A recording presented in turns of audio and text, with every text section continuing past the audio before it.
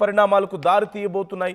మూడో ప్రపంచ యుద్ధానికి దారి తీసే పరిణామాలు చాలా క్లియర్గా కనిపిస్తున్నాయి. మరోవైపు ఇరాన్ని వెంటనే ఖాళీ చేయాలంటూ భారత ఎంబసీ సైతం ఆదేశాలు జారీ చేసినట్లుగా తెలుస్తోంది. ఇప్పటికే అమెరికన్ ఎంబసీ నుంచి అక్కడి పౌరులకు ఆదేశాలు వెళ్ళాయి, వెంటనే అమెరికాకు తిరిగి వచ్చేయండి అంటూ. మరోవైపు భారత్ కూడా తమ ఎంబసీకి మెసేజ్ పంపినట్లుగా తెలుస్తోంది, వెంటనే ఇరాన్ని ఖాళీ చేసి వచ్చేయండి అంటూ. ఇజ్రాయెల్ కూడా ప్రయాణాలు ఆపేయాలంటూ ఇండియా వార్నింగ్ ఇచ్చినట్లుగా తెలుస్తుంది ప్రయాణికులకు. వెంటనే ఇజ్రాయెల్ ఇరాన్ వెళ్ళేటువంటి చాలా ఫ్లైట్స్ రద్దవుతున్నట్లుగా తెలుస్తుంది. అలాగే ఇరాన్ నుంచి ఇతర దేశాలకు, ఇటు ఇజ్రాయెల్కైనా సరే అమెరికాకైనా సరే వెళ్ళేటువంటి ఫ్లైట్స్ అన్నీ కూడా రద్దయ్యాయి. ఒక ఎమర్జెన్సీ కండిషన్ మనకు కనిపిస్తుంది. ఇజ్రాయెల్లో ఇప్పటికే ఎమర్జెన్సీ ప్రకటించారు, కేవలం అత్యవసర సేవలు మాత్రమే అందుబాటులో ఉంచారు. ఇజ్రాయెలే దాడి చేస్తూ ఇరాన్ మీద దాడులు చేస్తూ ఇజ్రాయెల్లో ఎమర్జెన్సీ ప్రకటించడాన్ని ఒకసారి మనం ఇక్కడ క్లియర్గా గమనించవచ్చు.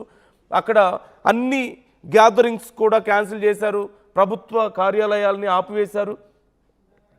సో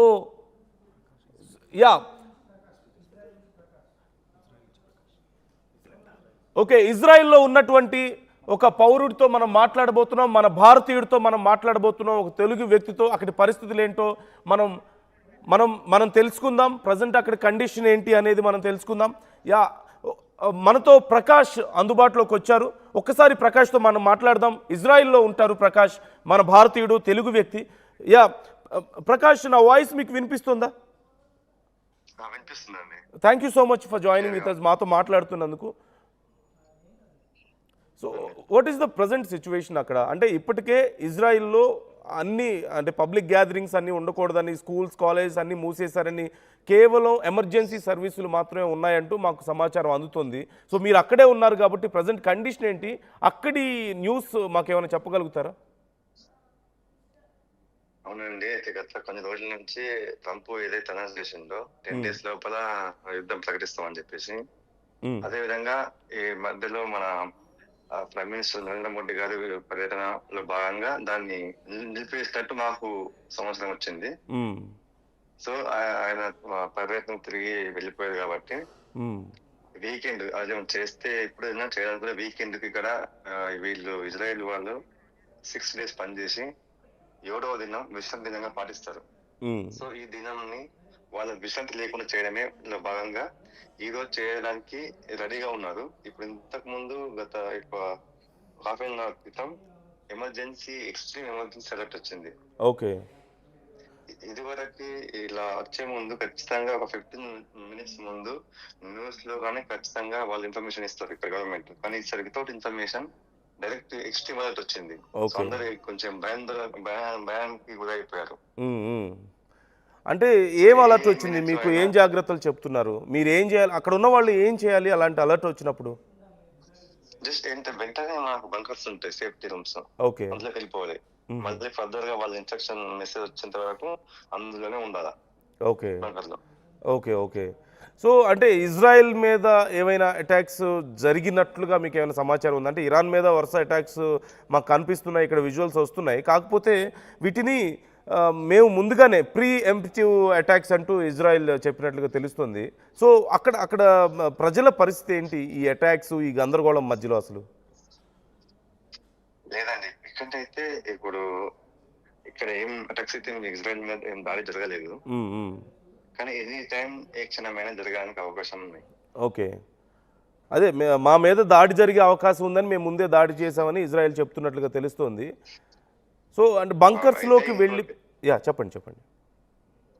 ఈ రోజు మేము మన తెలంగాణ అసోసియేషన్ ఆవిర్భావ దినోత్సవం ఉంది. మేము 2014 స్టార్ట్ చేయడం జరిగింది ఈ అసోసియేషన్ ని. సో ఈ రోజు దానిలో భాగంగా మేము క్రీడలు నిర్వహించాలని చెప్పేసి ప్లాన్ చేశాం. ఓకే, సాటర్డే కాబట్టి, వీక్ ఆఫ్ కాబట్టి, సో వాటికి సంబంధించిన ఆటగాళ్ళకి ఫుడ్ గానీ లంచ్ ప్రిపేర్ చేయడం జరిగింది.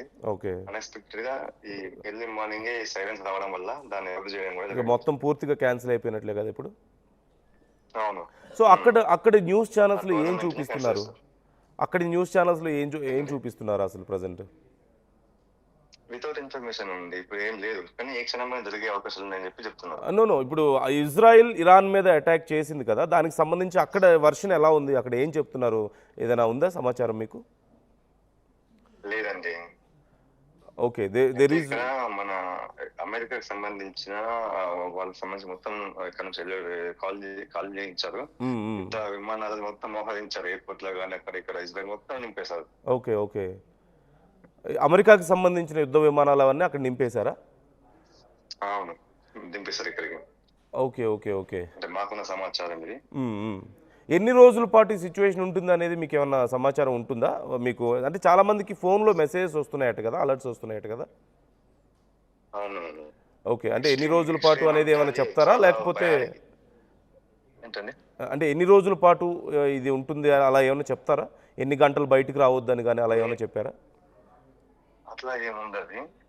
సందర్భాన్ని బట్టి ఇప్పుడు మన రాకెట్స్ వచ్చే విధంగా ఉంటే ఇరాన్ నుంచి ఖచ్చితంగా ఎక్స్ట్రీమ్ అలర్ట్ వస్తుంది. ఎక్స్ట్రీమ్ అంటే కంపల్సరీ మీరు బయట అప్పుడే ఉండకూడదు, బంకర్ లోనే వెళ్ళాలి. మీరు గాజా, లెబనాన్, ఓటీస్ నుంచి కానీ వచ్చే యుద్ధ విమానాలు అయితే పర్లేదు, అంత ఇబ్బందికరంగా ఏమి ఉండదు.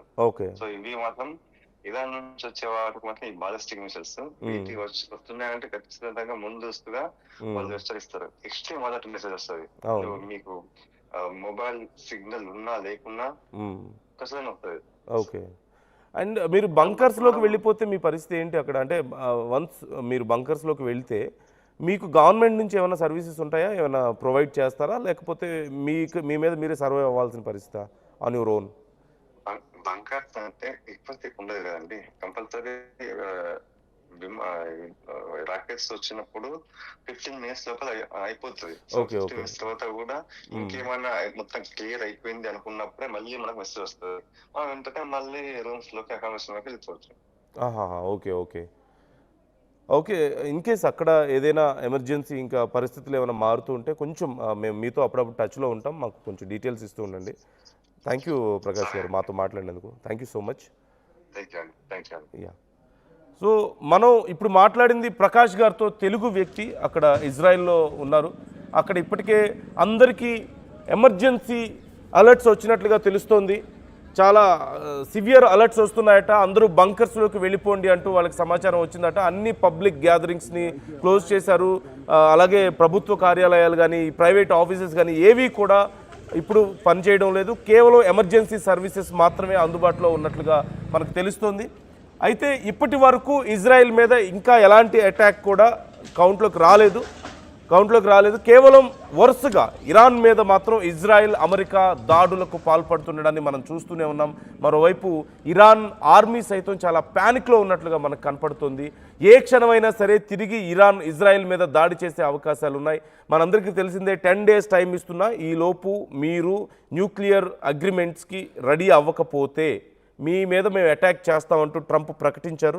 అయితే 2 రోజుల క్రితం మోదీ 25th టైంలో మోదీ ఇజ్రాయెల్ పర్యటనకు వెళ్ళొచ్చిన నేపథ్యంలో ఆ సమయంలో ఈ అటాక్స్ అన్నింటినీ కూడా ఆపేశారు. చాలా పీస్ఫుల్గా ఉంది సిచ్యువేషన్ అంతా. ఎప్పుడైతే మోదీ టూర్ అయిపోయిందో వెంటనే ఈ అటాక్స్కి ప్లాన్ చేసినట్లుగా తెలుస్తోంది. ఇప్పటికే అమెరికా B-2 బాంబర్స్ని సైతం రంగంలోకి దింపుతోంది. మరోవైపు నేవీ సైతం మీరు స్క్రీన్లో చూస్తున్నారు. B-2 bombers one of the most strongest fighter jets ప్రపంచంలోనే. చాలా వేగంగా కొద్ది క్షణాల్లోనే మొత్తం ఇరాన్ని నాశనం చేయగలిగేటువంటి శక్తి వీటికి ఉంటుంది. న్యూక్లియర్ వెపన్స్ని, వార్ హెడ్స్ని సైతం మోసుకెళ్ళగలిగేటువంటి కెపాసిటీ B-2 బాంబర్స్కి ఉంటుంది. అలాగే ఏ రకమైనటువంటి రాడార్స్కి దొరకకుండా చాలా స్మూత్గా పని కానించుకుపోతాయి. మరోవైపు అబ్రహం లింకన్ని సైతం రంగంలోకి దింపారు నేవీలో. ఈ పెద్ద షిప్, క్యారియర్ షిప్ వాళ్ళకి, అమెరికాకి, వాటిని కూడా రంగంలోకి దింపారు. ఇప్పటికే మనం చూస్తూనే ఉన్నాం, గత 2-3 నెలలుగా ఇరాన్కి సమీపంలో అమెరికాకి సంబంధించినటువంటి యుద్ధ విమానాలని, అలాగే ముఖ్యంగా ఈ B-2 బాంబర్స్ని, ఇటు అబ్రహం లింకన్ని, మరికొన్ని వార్ షిప్స్ని కూడా రంగంలోకి దింపి అక్కడ ఎక్సర్సైజ్ చేస్తూ ఉండడాన్ని మీరు చూస్తూనే ఉన్నారు. ఏ క్షణమైనా సరే ఇలాంటి ఒక పరిస్థితి వస్తుందని మనం ఊహించాము. ఇప్పటికే ఈరోజు రానే వచ్చింది. ఇప్పుడు నెక్స్ట్ ఏం చేయబోతుంది? ఇప్పటికే అయతుల్లా ఖమేనీ తప్పించుకొని వెళ్ళిపోయినట్లుగా తెలుస్తోంది. అయతుల్లా ఖమేనీని ఒక బంకర్లోకి తీసుకువెళ్ళిపోయినట్లుగా మనకు సమాచారం అందుతోంది. మరి ఇలాంటి ఒక క్రిటికల్ కండిషన్లో ఖమేనీకి ఉన్నటువంటి ఆప్షన్స్ ఏంటి? ఎవరి సపోర్ట్ కోరే అవకాశం ఉంది అన్నప్పుడు రష్యాని కొంచెం మద్దతు కోరే అవకాశాలు చాలా క్లియర్గా కనిపిస్తున్నాయి. బట్ భారత్ ఈ విషయంలో చాలా క్లియర్ స్టాండ్తో ఉన్న నేపథ్యంలో, ఇజ్రాయెల్తో చాలా మంచి సంబంధాలు మెయింటైన్ చేస్తున్న నేపథ్యంలో ఖచ్చితంగా ఇప్పుడు రష్యా కూడా ఇమ్మీడియట్గా అగెయిన్స్ట్గా వార్లోకి దిగే అవకాశాలు కనిపించడం లేదు. Indian embassy of India Tel Aviv release చేసినటువంటి అడ్వైజరీ మనం చూస్తున్నాం. In the view of prevailing security situations in the region, all Indian nationals in Israel are advised to exercise utmost caution and remain vigilant at all times అంటూ Indian advisory మనం చూస్తున్నాం. అక్కడ ఉన్నటువంటి భారతీయులకి జాగ్రత్తగా ఉండండి అంటున్నారు. Indian nationals are strongly advised to strictly adhere to safety guidelines and instructions issued by the Israel authorities and the home front command అంటూ చెప్తున్నారు. ఇజ్రాయెల్ రిలీజ్ చేసినటువంటి ఆ గైడ్ లైన్స్ని స్ట్రిక్ట్గా ఫాలో అవ్వండి, జాగ్రత్తగా ఉండండి అంటూ భారతదేశం ఇజ్రాయెల్లో ఉన్నటువంటి భారతీయులకు రిలీజ్ చేసినటువంటి గైడ్ లైన్స్ ఇవి. ఎవరు కూడా బయటికి రావద్దు. Indian Nationalist should remain in the close proximity to designated shelters and మీరు చాలా సేఫ్గా ఉన్నటువంటి ప్రాంతాల్లో ఎక్కడెక్కడైతే భారత ప్రభుత్వం లేదంటే ఇజ్రాయెల్ ప్రభుత్వం మీకు సూచించిందో అక్కడ మాత్రమే ఉండండి. ఇతర పబ్లిక్ ప్లేసుల్లో మీరు బయటికి రావద్దంటూ చెప్తున్నారు. And Indian nationalists are advised to avoid all non-essential and unnecessarily travel within Israel until further notice. మీకు మళ్ళీ సమాచారం వచ్చే వరకు మీరు ఇజ్రాయెల్లో ఎక్కడ ట్రావెల్ చేయకూడదు, అనవసరమైనటువంటి గ్యాదరింగ్స్ కూడా పెట్టుకోవద్దు అంటూ చెప్తున్నారు. Citizens are encouraged to monitor local news. ఎప్పటికప్పుడు స్థానికంగా ఉండే వార్తలు చూస్తూ ఉండండి. Official announcements and emergency alerts regularly follow అవుతుండండి అని చెప్తున్నారు. In case of any emergency Indian nationalist may contact the embassy of India. అక్కడ ఇజ్రాయెల్లో ఉన్నటువంటి ఇండియన్ ఎంబసీని కాంటాక్ట్ చేయండి. మీకు ఏదైనా సహాయం కావాలంటే వెంటనే మేము రెస్పాండ్ అవుతాం అంటూ కూడా చెప్తున్నారు. So be careful. భారతీయులందరూ ఇజ్రాయెల్లో కానీ ఇరాన్లో ఉన్నటువంటి భారతీయులందరూ ఎంబసీతో వెంటనే టచ్లోకి వెళ్ళండి. వస్తున్నటువంటి ఎమర్జెన్సీ అలర్ట్స్ని ఎప్పటికప్పుడు ఫాలో అవుతూ ఉండండి. న్యూస్లో మీకు ఫాలో అవ్వండి. కీలకమైనటువంటి సెన్సిటివ్ ప్లేసెస్లో తిరగొద్దు, ఎలాంటి గ్యాదరింగ్స్ కూడా చూడొద్దు. And there is a phone number also. ఒకవేళ మీకు ఏదైనా సమస్య ఉంటే 24/7 మీకు హెల్ప్ లైన్ నంబర్ కూడా అక్కడ స్క్రీన్ మీద మీరు చూడొచ్చు. ఆ ఫోన్ నంబర్కి కనుక కాల్ చేస్తే +972 547520 ఈ నంబర్కి కాల్ చేస్తే మీకు వెంటనే సర్వీస్ అందుబాటులోకి వస్తుంది. మీకు ఏదైనా సమస్యలు ఉన్నా వాళ్ళు వెంటనే వచ్చి మీకు సర్వీసెస్ ఇస్తారు. అలాగే there is a email ID also telaviv@mea.government.in. ఈ ఈమెయిల్కి మీరు ఒకవేళ మెయిల్ చేసినా సరే మీ సమస్యల్ని వెంటనే మీకు ఎమర్జెన్సీ సర్వీస్ అందే అవకాశాలు చాలా క్లియర్గా కనిపిస్తున్నాయి.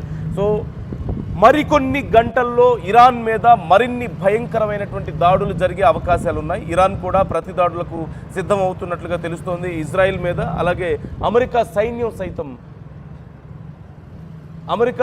సైతం ఇప్పుడు పూర్తిగా రంగంలోకి దిగింది.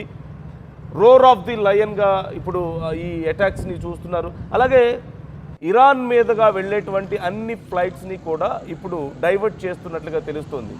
No flights are flying on Iran. మీరు చూడొచ్చు ఇరాన్ భూభాగం మీద నుంచి ఫ్లైట్స్ అన్నీ కూడా డైవర్ట్ అయ్యాయి, చుట్టూ తిరిగి వెళ్తున్నాయి.